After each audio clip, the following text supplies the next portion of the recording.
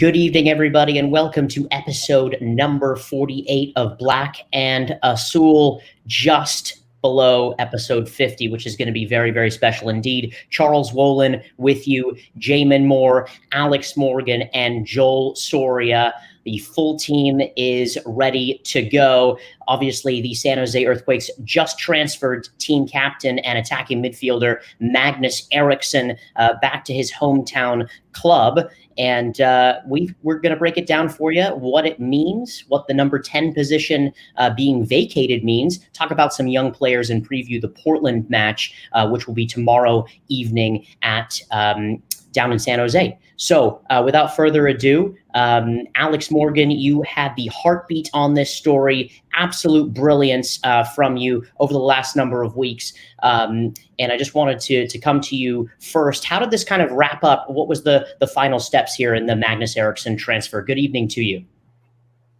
Good evening, Charles. So all of the parties have been talking for a couple of weeks, which is, a long time in the transfer market. And we tracked a lot of those negotiations in the last couple episodes of Black and Azul. But then last week, it all got wrapped up fairly quickly because your Gardens wanted to make it happen before the Swedish transfer window closed today. And so Magnus said his goodbyes last week. And now he's already in Sweden and will be available to play for them as early as next week. We don't know what the transfer fee is. That's what was being negotiated for so long. But if it's in the region of maybe $200,000, then I think it's quite a good piece of business for the Quakes. They'll recoup some of their initial investment and can reinvest that money this winter. It's going to be a transitional phase for this team this winter. A lot of players are going to be out of contract. So they're going to need all the funds they can get. And it also frees an international roster spot for them, which is huge. So really, I think this is probably just the first of many moves this winter. Win-win for you, Jamon Moore? I think so. The international slot is interesting because it's the only way that Jesse Fierro was going to get the leverage to do something this season. Without the international roster slot, the Quakes have been having a hard time being able, with the COVID crisis, getting players to their embassies to be able to get green cards. Jesse had given us that information before. I think, Joel Soria had reported on it. And so to me, now's the time to be able to bring in that replacement player. You knew that you were not going to be able to re-sign Magnus. You were smart enough to get something for him. Now you got an international slot you can use. It is your captain. I do think there's a leadership hole on the pitch if Chris Wondolowski is not going to be a starter. And that's still a question mark for me. I'm looking forward to getting into it later in the show.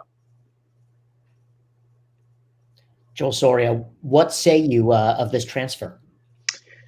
I think this is it. This is it for Matthias Almeida and for Jesse Fierro to finally go and get the player that they think is going to make the difference for the San Jose Earthquakes for the next 2 years under Matthias. Everything is set up to where they can go and they can make a splash, obviously at a reduced price for a true number 10, a real playmaker, a player that I suppose is going to be one that Matthias trusts, or that Matthias is very inclined to get into San Jose. This is, and I think aside from that, I think it's a win-win. As Jesse said it, I think it's a win-win for all parties. Magnus gets to return home. He gets to go back to Stockholm and play for the club that he dearly loved and that dearly loved him back. And the Quakes get a portion of the $1.2 million that they invested in getting him out here. And, during his time in San Jose, Magnus Eriksson had an up and down relationship with the fan base. At times he was despised, unappreciated. He was loved. He was liked. He was respected. And I think that's where it left off. I think it left, it all kind of culminated in good terms. Magnus gets to go back home with his wife, with his son, and the Quakes get some money in return. And now they have, pretty much this grand opportunity to really go out and get the player that is going to make the difference for the Quakes under Matthias Almeida. Let's hear from the manager and from the general manager back to back here and what they have to say. Jesse Fiorinelli, he says, it made more sense to transfer him now, considering our future roster plans, as well from a financial perspective. The latter was not the primary goal of ours, but Magnus's contract was going to expire in December. Following several talks, we felt that Djurgården's proposal was a win-win for our club and for Magnus, who wanted to return to his family and to his former club. Here's Matthias Almeida. Jamon, why don't you go ahead and take this? Yeah, Matthias told us yesterday, he said players, even if they don't play the same position, they don't have the same style. Magnus started this season as one of the two center midfielders. When we went to Orlando, we put him in the position I previously put him in. Before I arrived, Magnus would play on the right side. He wasn't a natural playmaker. So what I'm visualizing is having a player with those characteristics in that position. So there you have the general manager and the manager back to back there, kind of giving their takes. A win-win, but also realizing that that position really needs a pure playmaker. And we've chatted about it here on the show. While Magnus was a good player and fulfilled that role, you're right, Joel Soria. You spoke about kind of a little bit more of that playmaker that is going to be that special player that Jesse Fiorinelli and Matthias Almeida should go ahead and get together and bring to the club. It should be mentioned, however, that there is no room for mistake here, I think, this time around. They have to get this player right. It has to be the player that is going to come to Earthquake Stadium and is going to deliver assists, is going to have to deliver goals game in and game out. Back in January, Jesse mentioned to Jamon, Alex, and I that they were looking at potentially signing a young DP, young designated player that would play that number 10 role. I imagine that they're going to go after a young player, but they have to get this right. In the past, Jesse has signed players like Vako, who was supposed to be that darling. He was supposed to be the difference maker. We all know how that's gone. I think Vako has been a fairly inconsistent player with the black and blue on. Then you have Carlos Fierro, who was also supposed to deliver a lot. He hasn't scored a goal in a year. Keep in mind, obviously, that the season he hasn't had much playing time, hasn't had many games under his belt in MLS. But still, regardless of all that, this is a major opportunity for the Quakes to really go and get that player that is going to make the difference. They need to get it right this time. There is no room for mistake in my perspective. The other thing that Jesse Fiorinelli told us last winter in an interview with Jamon, Joel, and I was that player was going to be from a South American market, in part because Matthias Almeida obviously has a lot of connections in that region. And look, Jesse doesn't usually make a lot of promises. He doesn't like to get out ahead of himself. So when he does, that pretty much means it's going to happen. And in a Q&A with the San Jose Earthquakes official website earlier this week, he reiterated that they are going to sign one or two players this summer in this window, and then another couple of players over the off season. So I think these moves have been in the works for a while. Now, unfortunately, I don't think that any of these new additions will make an impact in the next 6 games. It's probably just too late at this point. And Jesse basically admitted that in another section of the Q&A on the Earthquakes website. So all of these moves that he's making are part of the bigger transition that's happening this winter. Yeah, Jesse, I think maybe pull back just a touch on it. In the Q&A, he did talk about that they're not scouting specific markets, but rather specific positional profiles. The scouts are covering 15 markets throughout North and Latin America, as well as Europe. And they've covered over 2,000 players. So, look, I think everyone understands that this is what the team needs to be able to do. They're going to have a bit of a hole, even if they attempt to fill it with Vako. The chance that Vako is going to return for another part of this contract feels to me fairly remote.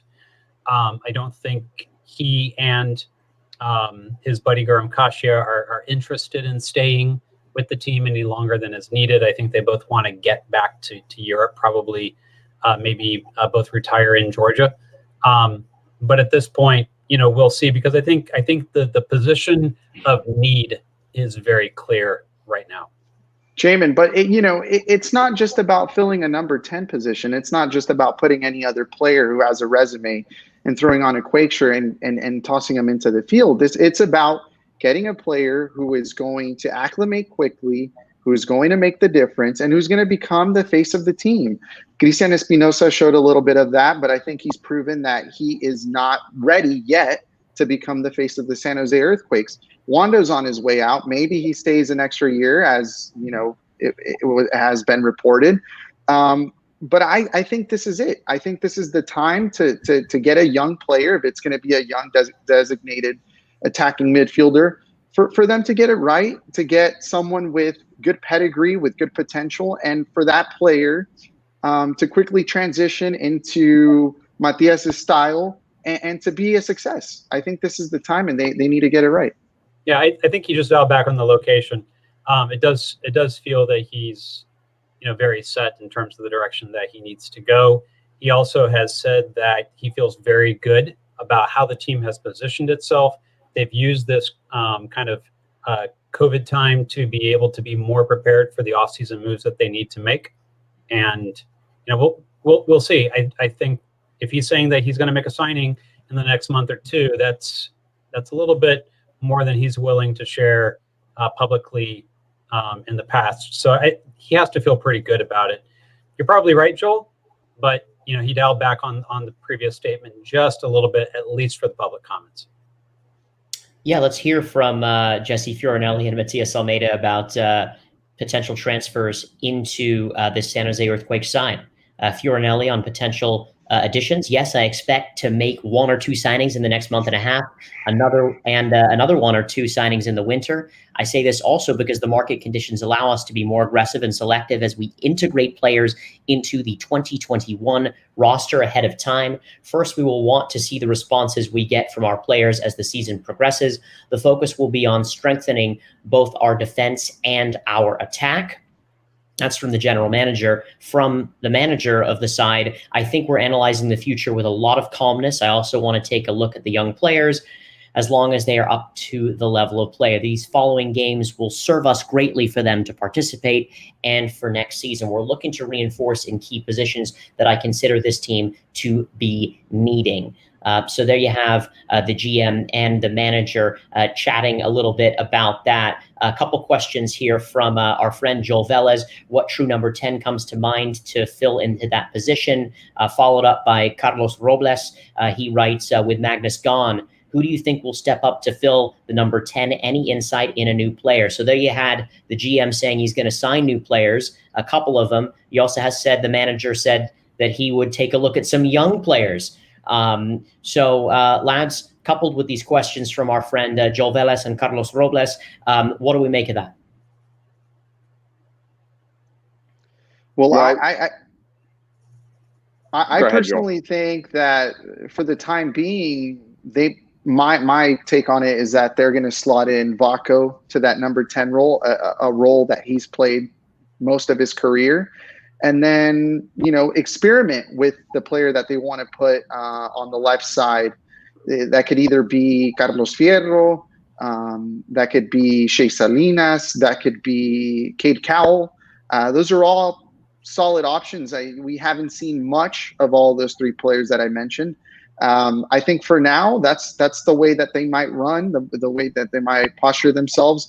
In the future, looking ahead and thinking of who that number 10 might be that they sign, whether it be this summer or in the winter, I'm not sure. It's really hard to say what player out of the 2,000 that they've scouted is the one. Yeah, as soon as we hear any names, we will let you guys know. But I think at this point, it's too early to speculate. But Joel, you're right in that for these next 6 games, it's almost surely going to be Vako in that number 10 role. He's the obvious replacement. He played in that number 10 role earlier this year, in fact, when Judson was out with injury and Eriksson played deeper. So he already has experience there. He also plays there for the Georgian national team. So yeah, it's just a matter of moving him centrally and playing Husin, Cowell, or Salinas, or maybe even Fierro out wide left. There are some other different configurations that could work. I guess Rios could drop into the number 10 role, and Wando or Husin could play up top. But Vako is definitely the most straightforward replacement. I think the name I keep hearing the most is Gilbert Fuentes. Now, understand that it's unlikely, in my opinion, that Almeida is going to put Gilbert Fuentes in there in the first game. 5%. 5% chance. Yeah, it's very, very low, right? He's probably going to go with what he feels comfortable with. But keep in mind, there are 5 subs. There are going to be 20 players in the roster on game days for the rest of the season. So it's a kind of a unique situation. And I mentioned this in an article that I put out today for Quakes Epicenter.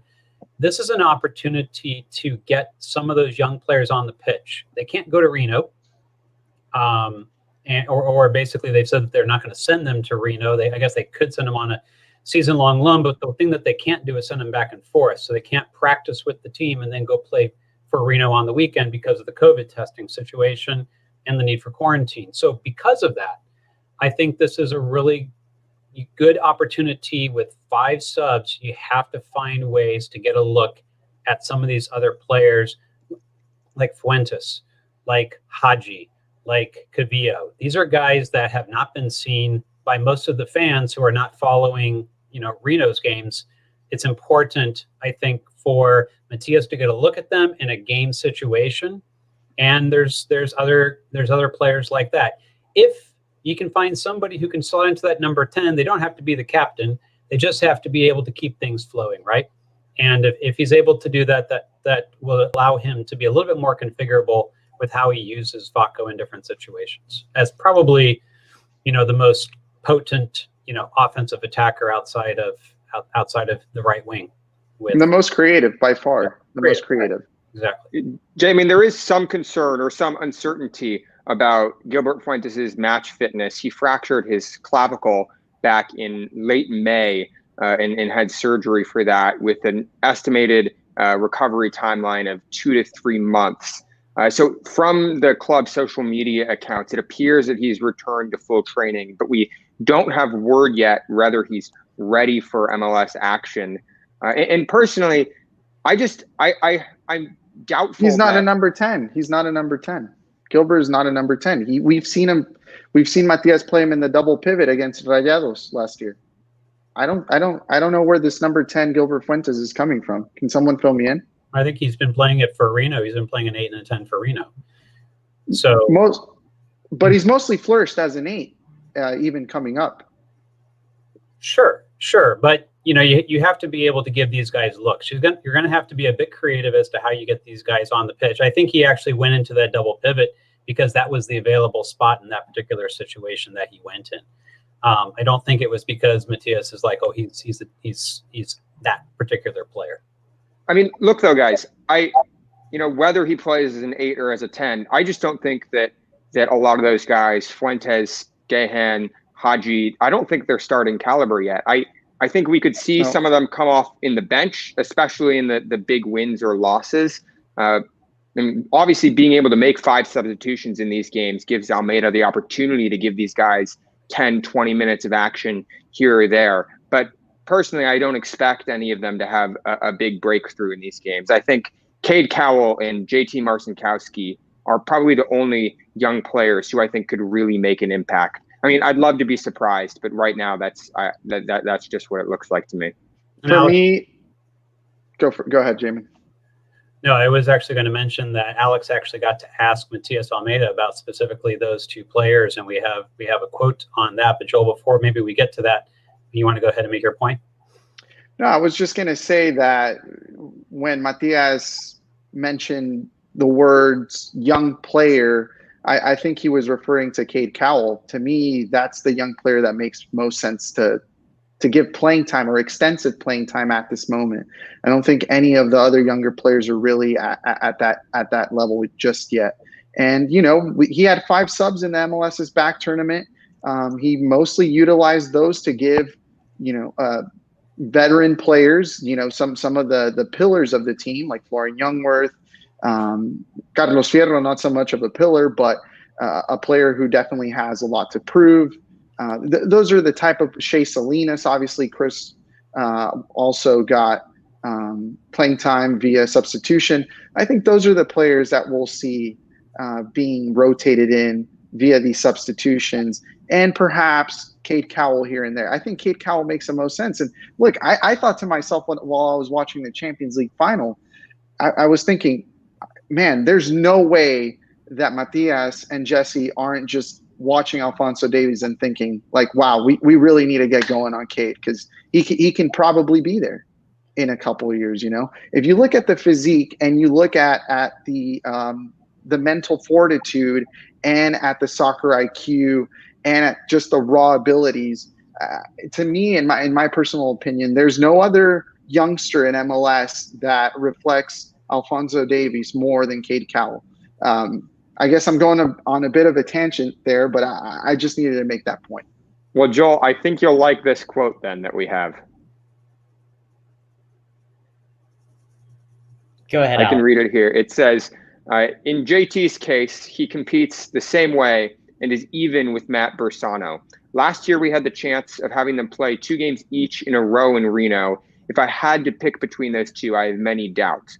In the case of the other youngsters, there are some guys that are more progressed than others. In Cade's case, I think now he's interpreted that he's a professional player. He stopped being a youth player or a college player, and that's what I like. If he keeps this up, he's going to have a great future. But I'm also the kind who likes to take them little by little. So given how much that Matthias has tried to temper our expectations in the past about some of these younger players, he's repeatedly talked about how he doesn't think a lot of them are ready. To me, that quote reads optimistically about Cade Cowell's future. Less so for JT Marcinkowski, maybe. Yeah, I'm definitely concerned about Almeida's response as it pertains to JT. I think the cries in the Minnesota game, after the Minnesota game, for JT as a replacement for Daniel Vega. I like Daniel as a person. I've gotten to talk with him one-on-one. He told me personally how much he is looking forward to supporting JT and Matt when it's their time. It doesn't sound like Almeida's convinced. And I just don't know what you get by putting Daniel Vega out there for another 18 games straight. You got to take a look at these other guys. You have to put them into game situations. Both Bersano and JT have been fantastic when they've had the opportunities with Reno. JT, I thought, did very well for himself 2 years ago when he stepped on the pitch at that particular time when the Quakes were struggling in the position. And so why all of a sudden now, it's now a year and a half later and we're having this conversation about whether JT is ready or not. Look, I also think Matt Bersano needs some sort of option. I mean, you can't just never play, right? So I think he's got to have some opportunity here. But we know in talking to Jesse that he sees JT as the future. You really have to pull the trigger on that now. Give him the rest of this season to figure it out, to get several games under his belt, to prove to himself in Almeida. I'm just kind of a little bit fearful that if they don't, Almeida's going to be going and looking for another goalkeeper, and we're going to be waiting longer for JT, because when they say things like we're going to shore up our defense and we're going to shore up our attack, there's only so many changes you can make on the defensive side that doesn't include the goalkeeper at this point. Jamon, you raise an interesting point there. I think goalkeeping is really sensitive for a lot of coaches and a lot of managers, and especially with this coach who hasn't totally given everyone the depth of the squad, the full depth of the squad, his look, and then now talking about integrating a couple of young players. And clearly that's a directive from the GM probably to say, hey, pick out which young players you want to keep. I think this goalkeeping situation is extremely sensitive for somebody like Matthias Almeida. Good managers, good coaches don't just change the goalkeeper up, with the snap of their fingers. It's a very, very it's a very important issue for a lot of coaches. And it means something when you change the goalkeeper, changing of the guard in a way. And so while I do feel that some of these other lads should get experiences, there is clearly a reason why Daniel Vega has that position, and that Matthias Almeida has simply not given chances to a guy, even the backup, the 36-year-old backup, Bersano. Certainly Marcinkowski, I think, is the heir apparent to be having that number 1 shirt. But, Matthias Almeida is pragmatic, and, he likes the way that Vega plays out of the back with his system, utilizing his defenders. And obviously he's made plenty of mistakes, but he's still sticking with him. Charles, well said, well put. I think there are 2 huge factors at play on why Vega is still the Quakes' number 1 choice between the sticks. One of them is the relationship that Vega has with Almeida that goes back years and years and years, back to River Plate, and all that they've been through, all that they've experienced. Let's not forget that Matthias was the one who handpicked Vega to come to San Jose from USL. I mean, that's NASL to be exact. That's huge. That's a very, very rare move in the American soccer landscape. Second, I don't think it's time yet. I personally don't think that it's time to change guard between the sticks. If there's been a player that has, saved the Quakes time and time again over the last year, it's been Daniel Vega. It really has. I mean, he's had blunders, of course, without a doubt. He's been on headlines. He's been all over social media. People have given him flack left and right for some serious blunders that he's had. But let's not forget, the points that he's earned the Quakes in dire situations. He's 36 of age, but he looks good. I think he still looks like a starting goalkeeper in this league. Joel, when will it be time, though? Well, you have to ask Almeida that. He's out of contract at the end of the season. He's 36 years old. Based on his performances, I think that the Quakes are gonna be, if not turning to JC Marcinkowski next season, they're gonna have to look into the market for another goalkeeper because he's out of contract. He's 36. His performances at the MLS's back tournament cost the Quakes with a couple of woeful errors. So I don't really understand the argument that he's a part of this team going forward next year. Well, as Charles said, the goalkeeper is a vital piece. It's almost a heartbeat of the Matthias Almeida system. Changing that and going with an inexperienced goalkeeper like JT Marcinkowski, who I believe is going to have his time. He's going to flourish with the Quakes, I'm sure. I just don't think the time is now. Yes, Vega has a couple of months left in his contracts. Yes, he's 36, but 36 isn't that old. I mean, for a goalkeeper, 36, that's 30 in an outfield player. I think it's equivalent of a 30-year-old in the outfield. I personally don't think it's time. I don't think it's a time, and certainly not before the restart of the season when the Quakes are looking like they're finally picking themselves up by the bootstraps and positioning themselves to be a playoff team. For context, John Bush was 38 when he left the Quakes and 39 when he left the league. So to give a bit of context to the age. And more historical context on that, Jamon, I'm glad that you brought that up. He and David Bingham was in the Quake system for a long time as the backup before he really was able to be the number 1. And then obviously moving on to the Galaxy. So he and Bush definitely had their back and forth a little bit. And Bush and Joe Cannon even had that, when the Quakes even came back, when I worked for the team full time, back when they came back. Let's talk about which young player it is time for. Each of you pick a player, and tell us why you'd like to see a little bit more time from that player. And And I'm going to just sidebar here. You all said Cade Cowell. I agree with you. So someone that's not Cade Cowell that should also get time as a young player. I have to double down on Cade Cowell. I'm sorry, Charles. I have to. No, I'm sorry. No, I think he's obviously one of the biggest talents in the league. I think he has an exponential amount of potential, and he needs to see time on the field. He really does. I think he's more than ready, to clock in 30, 40 minutes a night. I think he's ready for that. I'm going to stick with Cowell.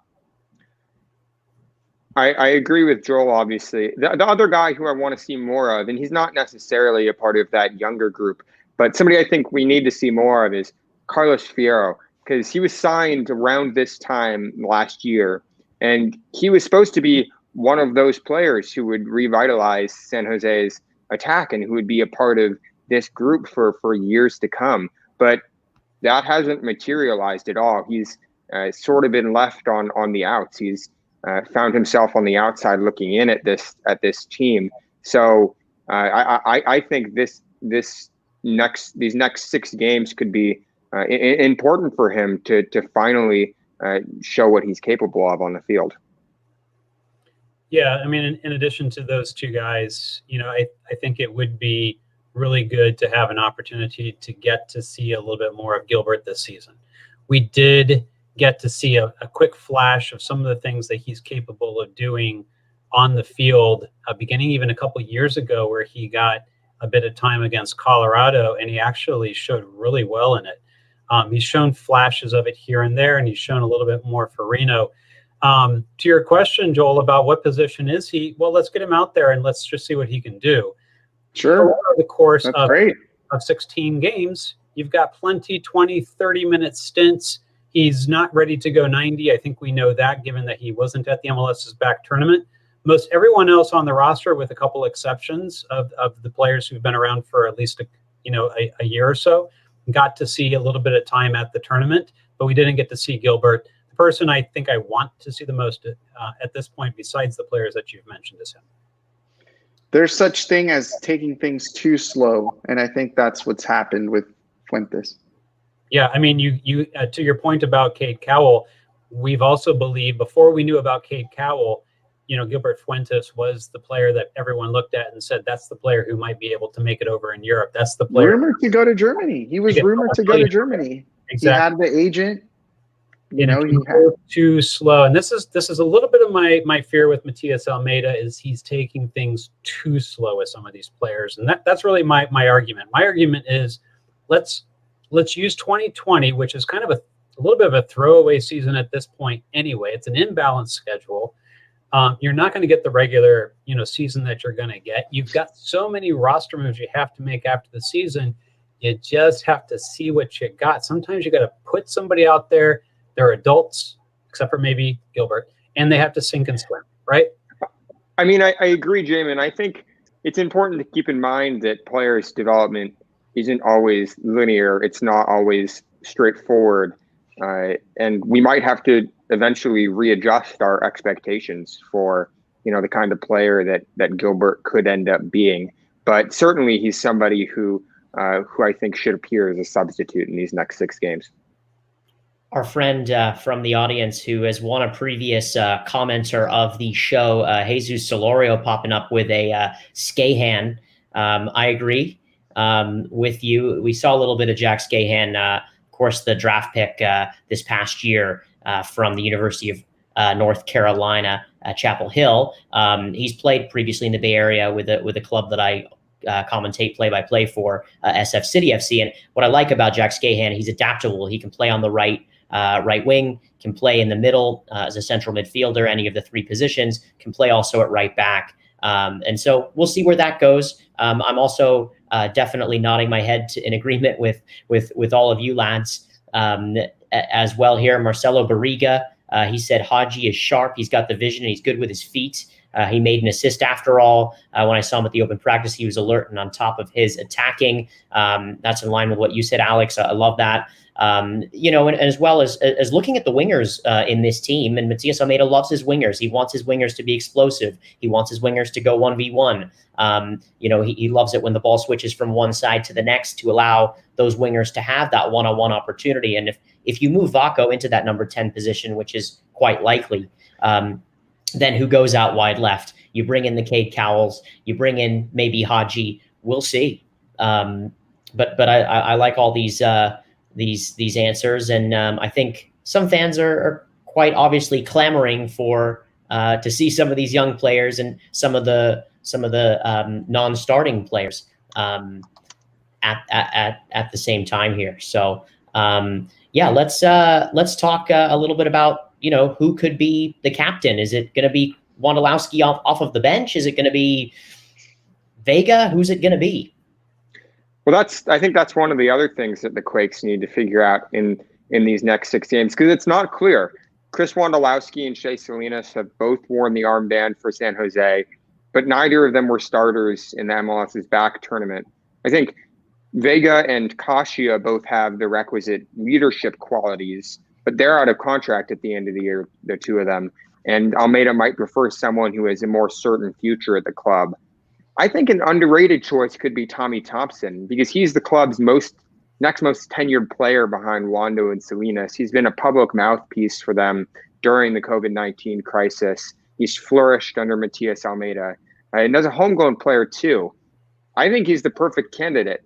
I guess my only concern, I mentioned this in an article I wrote on Quakes Talk last week, is that he might just be a little too nice to lead this team into the heat of battle. Eriksson was always willing to get into it on the field and butt heads. He had that intimidation factor. And I'm not sure that Tommy has that yet. I think Tommy's getting a bit meaner. If you recall, he had that red card last year against Seattle. And then when he saw Seattle again at the MLS's back tournament, he decided he had to kick the ball into someone's stomach about 10 times. I think he's got more of a mean streak than we give him credit for. He's a very fiery competitor. And it's kind of surprised me to see, since he's been in that right back position, after he gave that rousing speech last year, he's actually been pretty fiery. And, you know, that's a sign of maturity too. He's no longer thinking of himself as, well, I'm just one of the young guys and I got to kind of keep my mouth shut and let these older guys lead. Tommy's stepping up into the role. I don't know if now is the right time for Tommy, but I think the time is coming for Tommy. One of the things that Almeida mentioned to us yesterday when the question was posed to him, Alex, I don't remember if it was you or somebody else who posed the question as to the captaincy, but his response was, by next season, the players will understand better what I expect in a captain. That doesn't mean we're going to get a very clear answer even over the next 16 games as to who the captain is going to be going forward for this team, at least not in 2021. Kind of tells me, I'm not sure that he thinks that player that he fully envisions is on the team right now. And that might speak to the comments about bringing in this 10 being maybe someone with experience and a leader. We've said young DP around that particular position, but maybe Almeida has other ideas as to who he wants in that particular spot, given what Magnus brought to the 10 as far as the on-field leadership and the captaincy part of it goes. Well, that's interesting, Jamon, because usually the captain is one of the more tenured players on the team, one of the more long-standing members of the club. So I would be surprised if the captain next year is an off-season addition, a new player. But you are right in that Matthias said thus far he's been sort of respecting the space in the locker room of the captaincy in terms of when he came in, the club already had leaders. Chris Wondolowski is obviously the eternal club captain. So he's sort of respecting that space, letting them figure it out more. And then he added that over the course of this winter, he will articulate more about what he expects of that role. Given the bond that Matthias has been able to create with Tommy, I think Tommy makes most sense starting next year. That's if Wando happens to retire at the end of the season. If not, then I think he's going to have to wait to have that talk with his players until 2022. I think it might be a center back, actually. I think he'd still go with Kasia and maybe even Osvaldo Alanis at some point when Alanis is ready to take that. I do agree with Tommy, of course, and I think that the rest of the commenters here, Matthew Vasquez, I think Tommy has earned a shot at captain. Jesus Solorio, Tommy should be the captain, but won't happen. Ref TV headquarters, I'm not sure what this means, but I think this is saying that Ewell will win the cup. Are you saying Ewell will be the captain?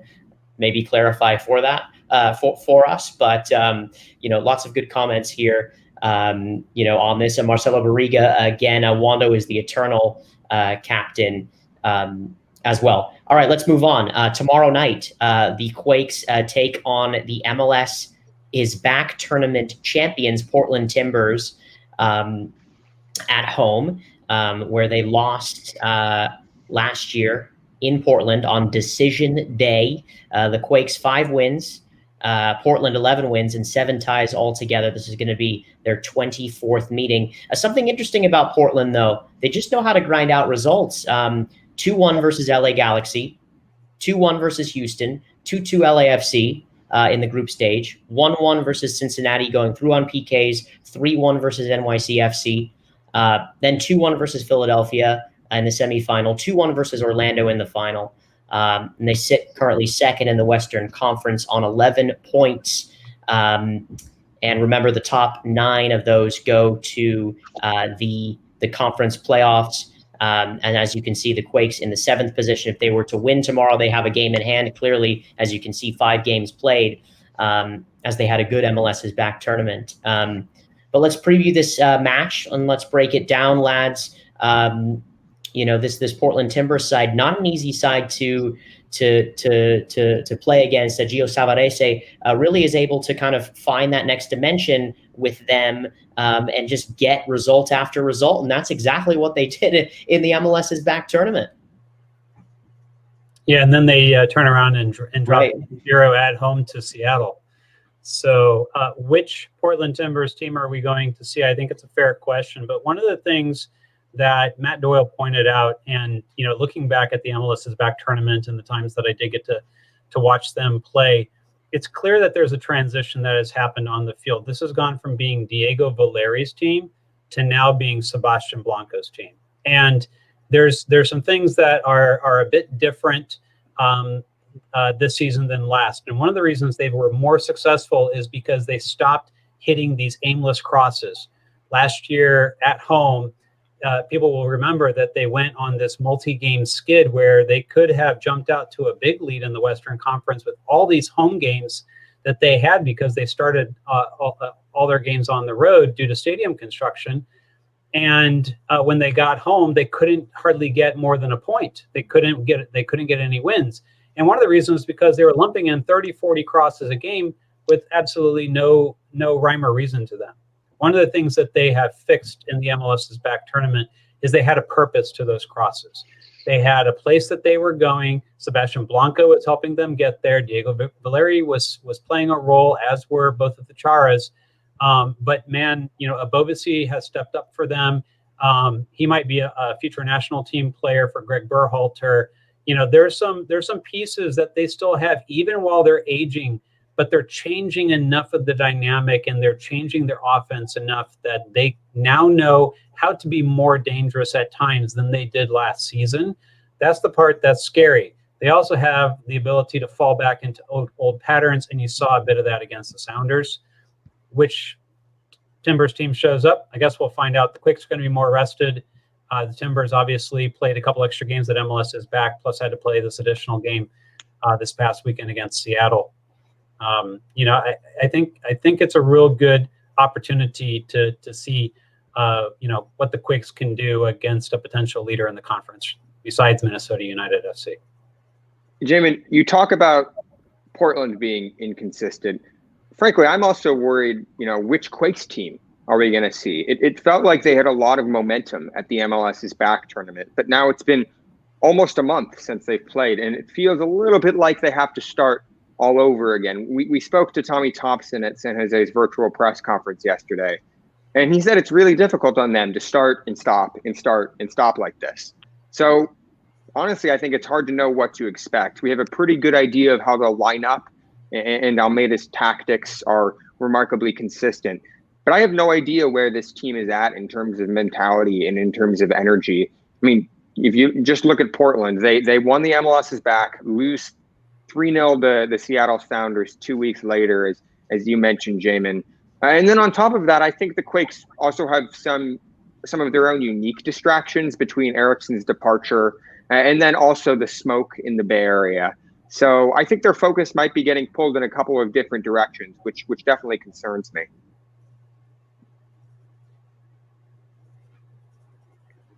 Definitely a tough draw for the Quakes, as Matthias mentioned. Some tough rivals ahead of the Quakes, and I think the Quakes have the edge, but then at the same time they don't. They have the edge because they should be, in theory, better rested than the Timbers. As Jamon, you described, they had to play over the weekend. They got trashed 3-0. And then they had to play, obviously, a handful of extra games at MLS's back tournament. Champions, of course. They might be dealing with a bit of that MLS champions hangover, I think. That's normal. It happens. The team is obviously riding a high, and maybe now they're trying to find their way back into their routine, back into their groove. Obviously, they have a really powerful team, a very dynamic team. As you mentioned, Sebastián Blanco has been unstoppable as of late. You have Valeri, who can always explode and provide some wonderful contributions in the attack. You have a Bobasi, who has been drawing attention from several European teams.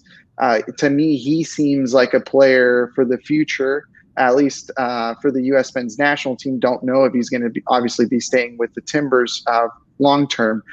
The Quakes have something very interesting going on here, and that is, who do we replace Magnus Eriksson with, and how is that going to look? Obviously, Magnus is not a traditional number 10, came over initially as an inverted winger, and then took on some weird 8-10 position hybrid, much slower on the ball, obviously, but a key contributor in gelling the attack in the midfield. I think that's the biggest hurdle is the Quakes finding their identity now that Magnus is gone. As I stated before, I think it's going to be Vako in that number 10. Vako has played the number 10 before. And then if Vako does assimilate well to that number 10 position, then the focus turns to that player who replaces Vako on the left side and how they're going to reimagine, this attack. That's good stuff, lads. That's good stuff. Tomorrow night, just so everybody knows, we're going to be doing a post-game show from Earthquakes Stadium. Joel, Alex, and Jamon will be at the stadium, and I'll be anchoring here from my little kitchenette studio. So it should be fun. So stick with us tomorrow night after the match. Let's take a couple of quick questions here. Jose Lopez, would we be looking at a South American talent, or would we want to bring in someone from Liga MX as an addition to the team? Well, Jesse hinted at the next DP, the next young designated player coming from South America. My gut tells me that is probably gonna remain the idea, the plan. As we have seen in the past, Matthias is inclined to sign players from South America or Latin markets in general. He tends to pick the players that he's had a past with, players that he's coached at previous clubs. my gut tells me that that's how it's going to turn out. But then again, you never know. We are in the midst of a pandemic. The market has been flipped on its head. Prices are drastically different than what they were 3-6 months ago. You don't know how it's really going to play out. But my gut tells me that they are going to go to Latin America to find their number 10. Let's take another question here. After this year, we only have 2 more years of Almeida. Is he going to be able to get the Quakes in good enough shape in such a short amount of time? Interesting question. Good question here. The question is, is the success that Matthias has had as good as it gets? Or, obviously he needs to continue his success, or does it go downhill from here? Really, really good question, Jose. But I'll kind of sum it up and kind of ask it in another way, which is where does Matthias Almeida go from here with this team, given the fact that just around the midway part of this 4-year contract, they sell Magnus Eriksson, the number 10, and he was the captain, and then now kicking on to the next 2 years. Look, I think Matthias Almeida's legacy, and probably Jesse Fierro's legacy at the San Jose Earthquakes, will in large part depend on the moves they make this offseason. This is really, I think, Matthias's first chance to be able to make a lot of significant personnel and roster moves to really shape the team the way he wants. So I think, next season is going to be huge. It'll be his 3rd year in charge of the club. This year was, sort of a throwaway year. But yeah, I think this offseason will in large part determine his future success at this team. Yeah, I couldn't agree more, Alex. I think this is it. This is the make it or break it. Or these next 2 transfer windows are really either going to make or break the Matthias Almeida era in San Jose. Looking at it, I think that Jesse and Almeida knew that the first 2 years were going to be not as ideal as the latter 2 would be, given that Jesse had signed various players to multi-year deals and that they were essentially stuck with them for the first 2 years. And now that, it seems that the skies are clearing up a bit, Matthias will finally be able to leave his imprint on the team. And how that will turn out, who knows? The first 2 years have been so in my idea. If you're Matthias Almeida and you're in MLS, your team has to be in the race for the cup. That's the nature of being Almeida in any league, aside from probably the top 5 in Europe. You have to go and you have to contend for silverware. That hasn't been the case in San Jose. It's unfortunate. Obviously, there are limitations, but the Quakes can potentially, they've had enough time to strategize to get to that point in a money ball sense.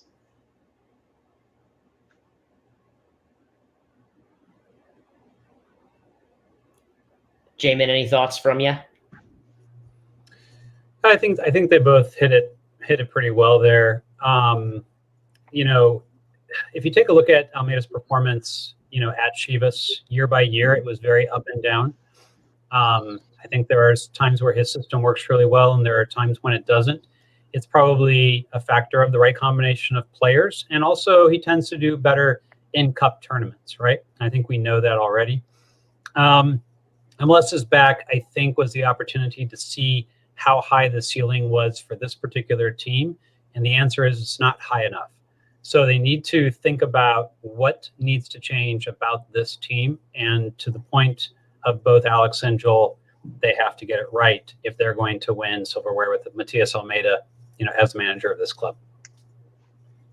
Marcelo Barriga says 4 new players is close to half the squad. We could potentially see a second Almeida era with Quakes with the right pieces. Jose Lopez, Oberlin, Pineda from Cruz Azul would be a great addition to the squad. Joel Velez, Cabecita Rodriguez would be amazing.